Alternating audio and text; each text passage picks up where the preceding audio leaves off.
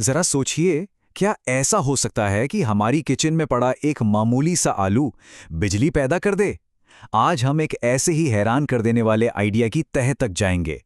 चलिए देखते हैं कि ये कैसे मुमकिन है। तो कहानी है आदित्य की। वो अपनी साइंस क्लास में एक आलू, कुछ तार और कीलों को देखकर बड़ा हैरान है। उसके मन में बस एक ही सवाल घूम रहा है, भला ये चीजें बिजली कैसे बना सकती हैं? और यही सवाल हमारी आज की इस पड़ताल का सेंटर पॉइंट है। तो ये सिर्फ कोई स्कूल का साइंस एक्सपेरिमेंट नहीं है, नहीं।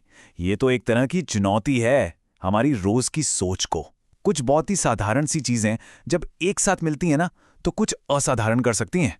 आइए देखते हैं कैसे। अब आदित्य की मेज पर जरा नजर डालिए। क्या देख रहा है? एक आलू, दो अलग अलग कीलें, कुछ तार और एक नन्हा सा एलईडी बल्ब। पहली नजर में तो लगेगा कि ये बस किसी बच्चे के खेलने का सामान है ना? पर यकीन मानिए, यही चीजें मिलकर अभी कुछ कमाल करने वाली हैं। देखिए, असली जादू इन चीजों में नहीं है, बल्कि इनको जोड़ने के तरीके में है। हमें ऊर्जा के बहने के लिए एक रास्ता बनाना होगा। साइंस की भाषा में कहें तो एक सर्किट। तो चलिए देखते हैं ये होता कैसे है। आदित्य बहुत ध्यान से एक एक करके चीजों को जोड़ता है। पहले उसने तांबे की कील को आलू में गाड़ा, फिर दूसरी तरफ जिंक वाली कील को, और आखिर में उसने दोनों कीलों को तारों के जरिए उस छोटे से बल्ब से कनेक्ट कर दिया। हर एक स्टेप के साथ ना उत्सुकता बढ़ती जा रही है। और अब वो पल आता है जिसका सबको इंतजार था। क्या ये अजीब-ओ-गरीब सर्किट काम करेगा? क्या सच में एक आलू रोशनी दे सकता है? सबकी नजरें बस उस छोटे से बल्ब पर टिकी हुई हैं। सब कुछ जुड़ चुका है और एक पल के लिए पूरी खामोशी। कुछ भी नहीं हुआ। आदित्य ने अपनी सांस रोक ली। वो और करीब झुका। क्या क्या उसका एक्सपेरिमेंट फेल हो गया? और फिर अचानक अंधेरे में एक छोटी सी चमक। बल्ब जल उठा।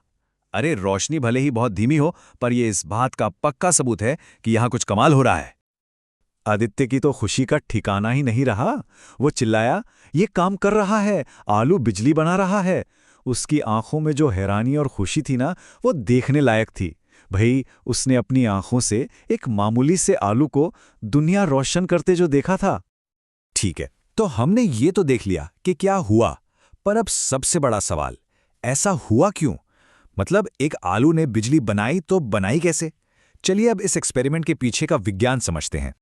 तो टीचर ने समझाया कि देखो, आलू के अंदर जो रस होता है ना, वो थोड़ा एसिडिक होता है। ये रस तांबे और जिंक की कीलों के बीच एक केमिकल रिएक्शन, एक तरह की कह लीजिए लड़ाई शुरू करवा देता है।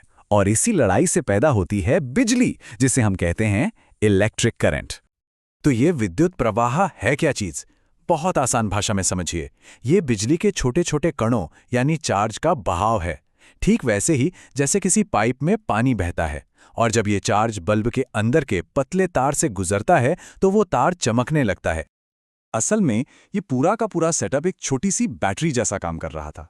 जिंक की कील, जो कि नेगेटिव है, वो अपने इलेक्ट्रॉन्स छोड़ रही थी, और तांबे की कील, जो पॉजिटिव है, वो उन इलेक्ट्रॉन्स को अपनी तरफ खींच रही थी।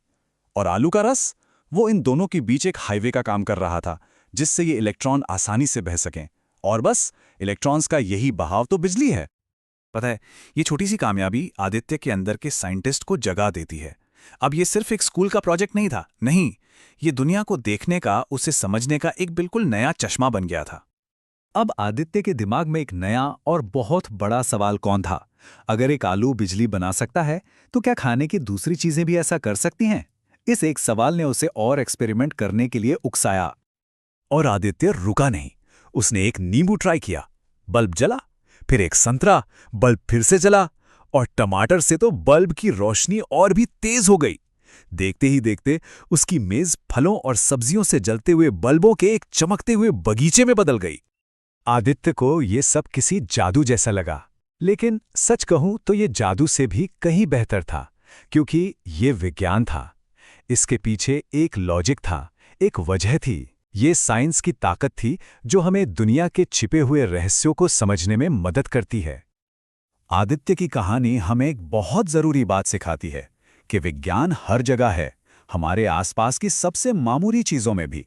और ये हमें सोचने पर मजबूर करती है कि हमारे चारों ओर ऐसी और कौन-कौन सी चीज़ें हैं जिनमें इसी तरह की छिपी हुई ऊर्जा या कोई और राज दफन हो सकता है।